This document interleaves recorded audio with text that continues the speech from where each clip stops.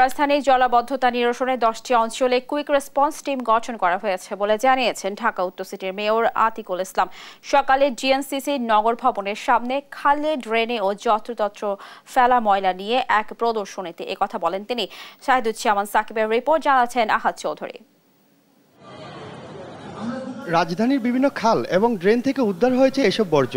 বিভিন্ন সময় ঢাকা উত্তর সিটি কর্পোরেশনের উদ্যোগে পরিচ্ছন্ন অভিযান থেকে উদ্ধার হয় এসব আবর্জনা।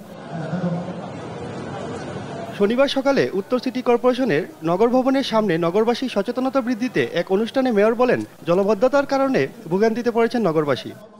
আমাদের জলজটটার জন্যই কিন্তু আজকের এই যে প্রদর্শনী, এই আমরা যদি এই ধরনের বর্জ্য ড্রেনে কিংবা খালে কিংবা লেকে না ফেলি, অবশ্যই ডেফিনেটলি আমি বলতে পারি এই যে জলজট যেটা আছে এটির থেকে আমরা রেহাই দিতে পারবো। এই প্রদর্শনীতে বিভিন্ন শিক্ষা প্রতিষ্ঠানের শিক্ষার্থীরা অংশ নেয়। সচেতনতা বৃদ্ধিতে তাদের সঙ্গে কথা বলেন mayor.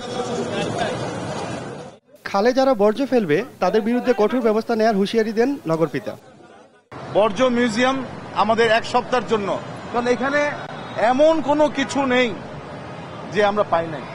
ম্যানুকুইন, sofa, suitcase, tyre, commode, urinal use যেটা করি সেটা, এবং রিক্সা পর্যন্ত আমরা পেয়েছি। এগুলা পেয়েছি হলো এই ড্রেন থেকে, এগুলা পেয়েছি এই খাল থেকে। 7 দিনব্যাপী এই বর্জ্য প্রদর্শনীর মাধ্যমে জনসচেতনতা বৃদ্ধি পাবে বলে মনে করেন সংশ্লিষ্টরা। আহাদ চৌধুরী, দেশ টিভি, ঢাকা।